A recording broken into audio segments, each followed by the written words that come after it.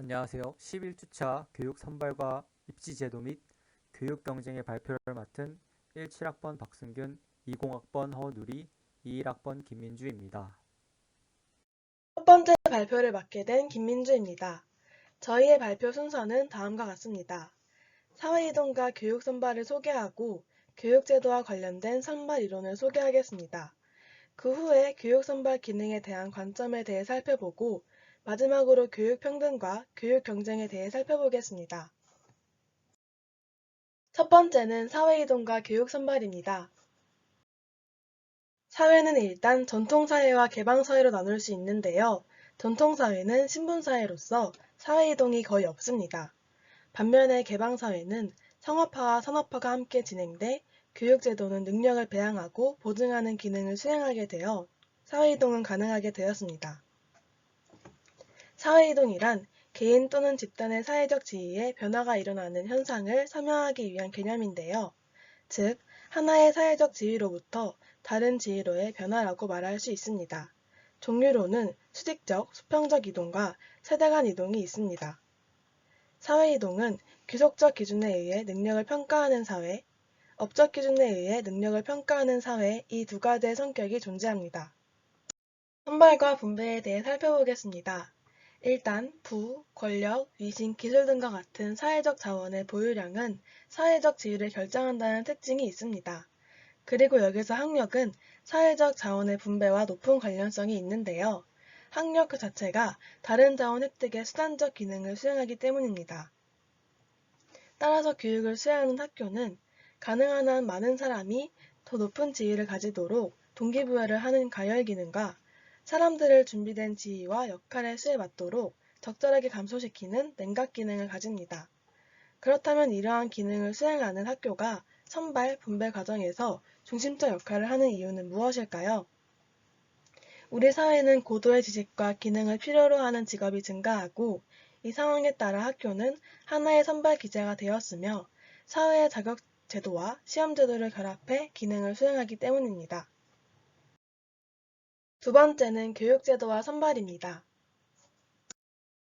교육제도란 한 사회의 교육적 의도를 가지고 조직적, 계획적으로 교육 기능을 담당하는 기구가 만들어질 때 그 짜임 자체를 의미합니다. 교육제도는 세 가지 기능을 수행하는데요. 능력의 형태와 수준에 따라 아동을 선발하는 기능, 다양한 아동들에게 적절한 교육을 제공하는 기능, 직업과 사회적 역할을 분배하는 기능이 있습니다. 그래서 학교 교육 기능의 독립성을 보장하고 기회균등 원리를 실현하도록 조직되었기 때문에 학교 제도는 기간학제와 방학학제로 나뉘고 선발과 분배는 사회 존속과 발전을 위해 기본적으로 가져야 할 요건이 됩니다. 세 번째는 교육 선발 이론입니다. 교육 선발 이론은 터너와 후퍼의 이론으로 나뉘는데요. 터너는 사회 이동에 영향을 미치는 사회규범은 사회마다 다 다르다고 주장합니다. 따라서 사회규범을 미래의 사회지도층이 기성지도층이나 후원인에 의해 선발되는 후원형과 사회지도층은 공개 경쟁에 따른 보상으로 선발되는 경쟁형으로 분류하였습니다. 각각의 규범을 가지고 있는 나라는 대표적으로 영국과 미국이 있습니다. 반면에 호퍼는 후원형과 경쟁형의 이분법적 분류체계는 전 세계의 다양한 교육제도를 설명하기에 부적합하다고 지적했고, 한 사회의 교육체제의 유형에 따라 선발 과정의 특징이 결정된다고 주장했습니다. 또한 각국의 교육 선발 제도를 선발 형식, 선발 시기, 선발 대상, 선발 기준으로 구분하여 분석해야 한다고 주장했습니다. 교육제도와 선발에 대해 살펴보니 현재 학교의 역할과 기능에 관련해 학교는 인재를 양성하는 기관인지 인재를 선발하는 기관인지에 대한 의문이 들었습니다. 두 가지 기능을 조화롭게 수행해야 하지만 현대 사회는 선발 기능에 조금 더 초점을 두지 않나 하는 생각이 들었고 공교육이란 무엇인지 두 가지 기능의 조화를 위해 필요한 지도나 개인의 노력에는 무엇이 있는지에 대한 고민을 해보았습니다. 다음 발표를 맡은 헌우리입니다. 교육 선발 기능에 대한 관점에 대해 먼저 살펴보겠습니다.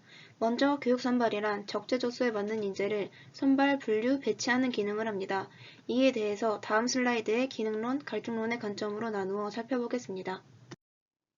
교육의 선발 및 배치 기능에 대한 상반된 관점을 살펴보겠습니다. 먼저 기능론적 관점은 학생 선발은 학생들의 능력과 수준에 따라 분류함으로써 학습자에 대한 진단 기능을 한다고 설명합니다. 또한 직업 세계가 필요로 하는 사람들을 분류하는 여가 기능, 사회적 희소 가치의 차등적 분배에 대한 합리화 기능 등을 하며 능력별 분류에 의한 서로 다른 교육적 성취를 통해 장래 성인 사회 직업적 분화에 기여한다고 설명합니다. 반면에 갈등론적 관점은 사회에서는 능력주의 원칙에 따라 개인의 업적을 중심으로 사회적 지위가 배분되지 않는다고 설명하며 선발 도구의 비과학성 및 선발 내용의 계층간 편파성으로 인하여 선발 방법상 객관성이 결여되어 있다고 지적합니다. 기능론적 관점에서 기능주의의 선발관에 대해 살펴보겠습니다. 기능주의는 사회의 속성을 능력주의, 즉 업적주의에 두고 개인의 능력과 노력, 즉 업적주의에 따른 선발을 강조합니다. 선발은 공정한 지위 배분의 기능과 계층 상승이 가능하다고 주장합니다.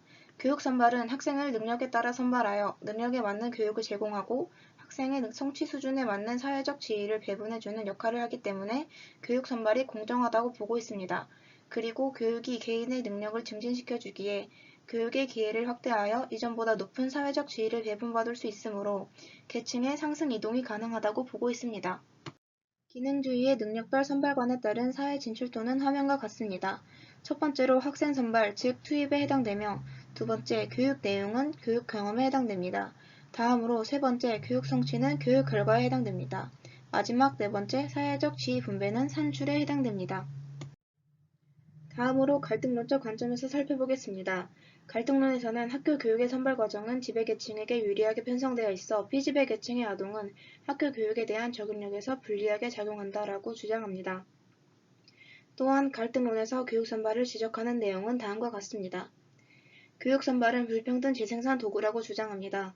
갈등론에서 교육 선발의 기준이 지배계급에게 유리하기 때문에 사회의 평등 실현에 도움을 주기보다는 사회적 불평등을 재생산한다고 봅니다. 다음으로 교육 선발은 상류층에게만 유리한 것이라고 주장합니다. 교육 선발의 기준이 되는 능력과 노력이 개인의 특성보다 개인의 사회 경제적 배경의 영향을 더 크게 받으며 교육 내용 또한 상류층 문화를 담고 있어서 하류층 학생에게는 불리하다고 보고 있습니다. 그리고 능력주의 선발이 허구라고 지적하며 능력주의에 따른 교육 선발은 사회적 불평등의 재생산을 합리화하는 데 이용되고 있는 허구에 불과하다고 주장합니다. 갈등론적 관점과 관련된 이론을 살펴보겠습니다. 경제적 재생산론자 보울스 긴티스는 학교 선발 과정은 지배계층이 자신들의 특권을 유지하기 위한 것이다라고 주장하며 지배계층에게 유리하게 편성된 불평등한 위계구조를 심화시키고 사회적 불평등을 재생산하는 도구적 장치라고 지적했습니다. 또한 문화적 재생산론자 브루디는 학교 교육의 선발 과정은 지배계층에게 유리할 수밖에 없으며 불평등한 구조를 유지시키는 데 기여하는 도구적 수단이라고 지적하며 학생 선발의 사회적 의미를 다음과 같이 정의했습니다. 다음으로 살펴볼 내용은 교육 선발 제도와 교육 평등입니다. 평등의식의 확산과 교육 평등의 변화는 아래와 같습니다. 교육기회 허용적 평등에서 교육기회 보장적 평등, 다음으로 교육 조건의 평등, 교육 결과의 평등을 순서로 평등의식이 확산되었습니다. 교육기회 허용적 평등은 제도적 차별 없이 동등한 기회를 제공하지만 능력과 형편에 따른 교육기회의 차이는 존재한다는 것입니다.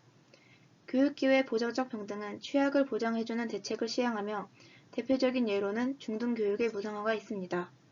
교육 조건의 평등은 학교 간의 차이를 제거하고 가정 배경과 친구의 영향은 그대로 남는 것입니다. 교육 결과의 평등은 열등한 학생에게 더 좋은 교육 조건을 제공하며 그 예로는 보상교육이 있습니다. 교육평등과 사회평등에 대한 구시대적 관점은 각 신분계층마다 다른 교육을 실시함으로써 계층 질서를 유지한다고 봅니다. 능력주의 관점으로는 학교는 사람들의 능력을 선별하여 각기 알맞는 수준의 교육을 시켜 유능한 자는 높은 사회적 위치에, 능력이 뒤지는 자는 낮은 사회적 위치에 배치하는 역할이라고 봅니다. 또한 구시대적 관점에서 모든 사람에게 교육 기회를 평등하게 제공함으로써 사회의 기존 계층 구조를 변화시킬 수 있다고 보고 있습니다. 마르크스주의적 관점에서 교육은 자본주의 사회의 지배 집단에 봉사하므로 혁명에 의한 사회적 변형이 이루어지지 않고는 사회 평등화는 불가능하다고 보고 있습니다. 현실적 평등주의 관점에서는 교육은 여러 사회 제도 가운데 하나로서 고유한 가치를 지니고 있으므로 모든 사람에게 교육의 기회를 주어야 하지만 평등 교육이 반드시 평등 사회를 가져오는 것은 아니라고 보고 있습니다. 다음으로 교육 선발을 통한 불평등에 대해 추가적으로 살펴보겠습니다. 먼저 각국의 불평등 사례를 살펴보자면 미국은 1980년 이후 학생 선발 및 분류를 위한 지능검사 사용으로 앵글로색슨계 백인 자녀들이 흑인 유럽 이민자 자녀들보다 유수한 것으로 판명되며 인종 불평등을 주장하였습니다. 유럽의 불평등의 예로는 복선형 학제가 있는데 프로이센에서는 1788년 아비투어 시험 도입을 통해 하층 계급이 경쟁에 참여하는 것을 막기 위한 정책을 시행하였습니다. 왜냐하면 아비투어 시험을 준비하려면 김나지움에 진학하여 9년 동안 고전어 중심 교육을 받아야 했기 때문입니다. 그리고 프랑스에서는 바칼로레라를 도입하여 리세 중심의 엘리트 교육과 일반 민중 교육을 구분하였고 선발 수행 과정에서 고등교육과 계층화를 고무시켜 특권 집단의 권력과 위신을 유지하는 데 우호적인 능력 혹은 사회 개념을 수용하도록 하였습니다. 그 외 기타 불평등의 예로 브로디웨는 공정한 것으로 위장된 학교 시험의 실패를 받아들이게 함으로써 사회 위계체제의 정당성을 모두 승인하도록 한다고 지적하였습니다. 그리고 수준별 교육과정 또한 불평등의 예로 들 수 있는데 하위 수준의 학생들에게 상대적으로 경험이 적은 교사 배치 및 적은 양의 교육으로 인한 부정적 영향의 문제가 있습니다. 또한 우리나라 입시 선발 제도의 특징에서도 불평등을 찾아볼 수 있습니다. 가정 배경에 따른 불평등, 거주 지역에 따른 불평등, 정보와의 불평등, 학교 형태에 따른 불평등, 양성 불평등 등등이 있는데 다음 슬라이드에서 더 살펴보겠습니다.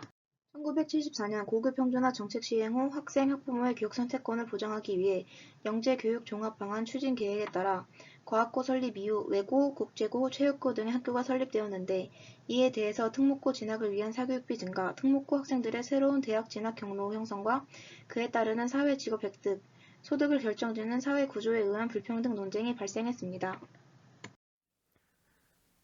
여섯 번째 주제, 입시제도 및 교육 경쟁에 대해서 발표하겠습니다. 입시제도의 기능, 변천 및 관련 쟁점과 교육 경쟁에 대해 설명하겠습니다. 우리나라 입시제도를 중심으로 입시제도 개요에 대해서 살펴보면 우리나라 입시제도 현황은 치열한 입시 경쟁이다 라고 말할 수 있습니다. 그 배경에는 지난 반세기 동안 우리나라는 급격한 성장을 하였고 이 과정에서 부모님 세대들은 좋은 학벌이 성공적인 사회계층 이동을 만들었습니다. 그리고 현재 그 부모님들은 자식에게 좋은 대학이 곧 성공이다 라고 교육을 하고 이는 곧 현재까지도 학벌주의가 만연하게 되는 결과를 낳았습니다. 이를 통해 치열한 입시 경쟁으로 인한 결과를 살펴보겠습니다. 먼저 교육적 문제에는 사교육 급증이 있고 두 번째 지역 계층 간 교육 격차가 발생하여 갈등이 발생하였고 따라서 정부는 이를 고려해 입시정책의 잦은 변화라는 결과를 불러일으키게 되었습니다. 입시제도의 기능에 대해 살펴보겠습니다. 입시제도의 기능에는 기본적 기능과 파생적 기능이 있습니다. 입시의 핵심적인 기능은 입시를 치르는 학생 중에서 상급 학교 진학에 더 적절한 자를 찾아내는 일이다. 선발 기능이고요. 적절한 자가 누구를 뜻하는가는 그 사회의 역사적 전통, 사회체제, 국가발전 정책에 따라 다르며 그에 따라 적절한 자의 선발 과정도 달라집니다. 파생적 기능에는 교육적 기능과 사회적 기능이 있는데 교육적 기능에는 하급 학교의 교육 내용과 방법 및 학교 운영에 막대한 영향을 미친다.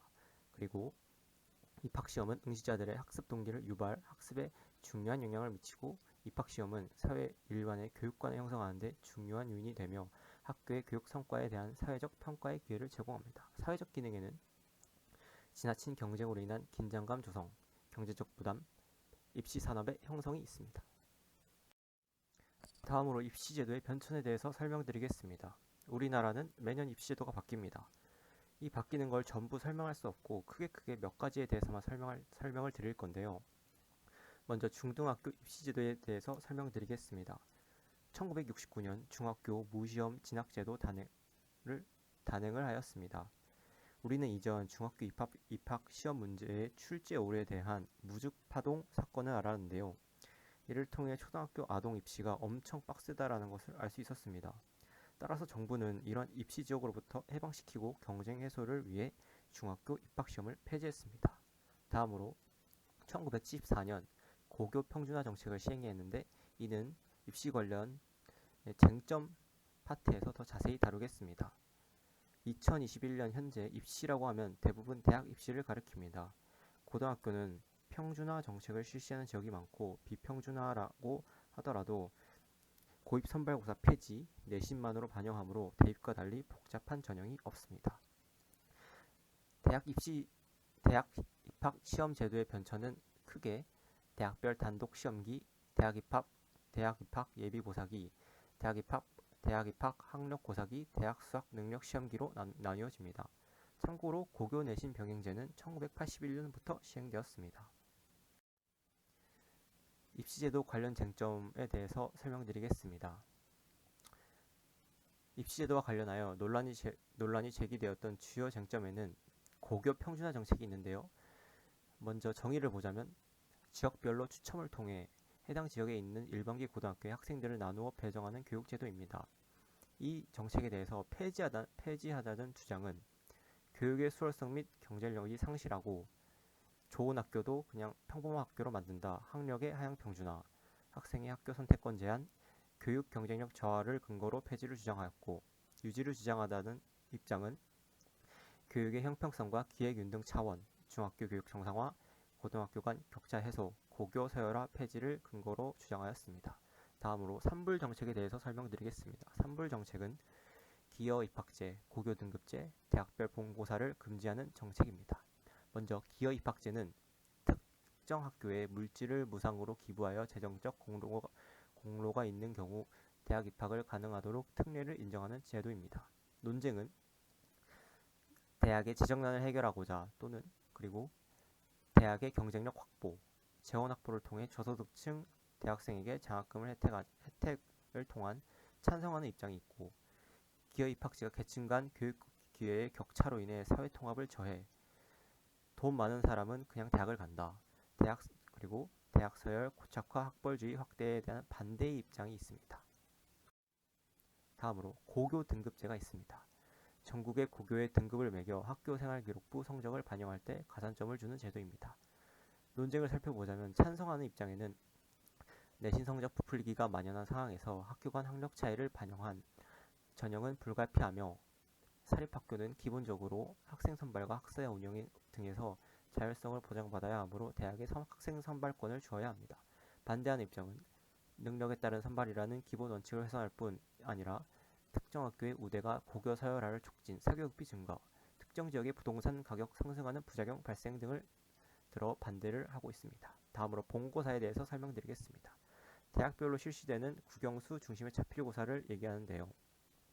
찬성하는 입장은 대학의 자율권 보장, 내신 및 수능 변별력의 약화를 보완하고자 찬성하고 반대하는 입장은 국영수 중심 교육을 너무 강화한다, 사교육을 조장한다에 대한 근거로 반대를 하고 있습니다. 다음으로 관련 입학사정관제에 대해서 설명드리겠습니다. 대학이 고등학교 교육과정 및 대학의 학생 선발 방법 등에 대한 전문가를 채용하고 이들을 활용하여 학생의 성적, 개인 환경, 잠재력 및 소질 등을 종합적으로 판단하여 신입생을 선발하는 제도입니다. 취지는 학교 교육의 정상화 도모, 성적 위주 획일적 선발 완화. 관련 쟁점에 대해 살펴보면 역시 투명성과 공정성 문제가 있고요. 사교육 문제 및 정보 격차가 발생합니다. 객관적으로 학생을 선발해야 되는데 과연 객관적일까? 라는 의문이 들기도 하고요. 다음으로 입시제도 관련 쟁점에서 추가적으로 수시논술 제도에 대해 설명하겠습니다. 수시논술 제도는 산불 정책에 의해 본고사는 폐지되었지만 대학은 자신들이 원하는 학생들 직접 뽑고 싶어 했는데 이를 대안으로 나온 것이 수시논술 전형입니다. 쟁점을 살펴보기 전에 오른쪽 2012년 수리논술 문제를 제가 첨부했는데요.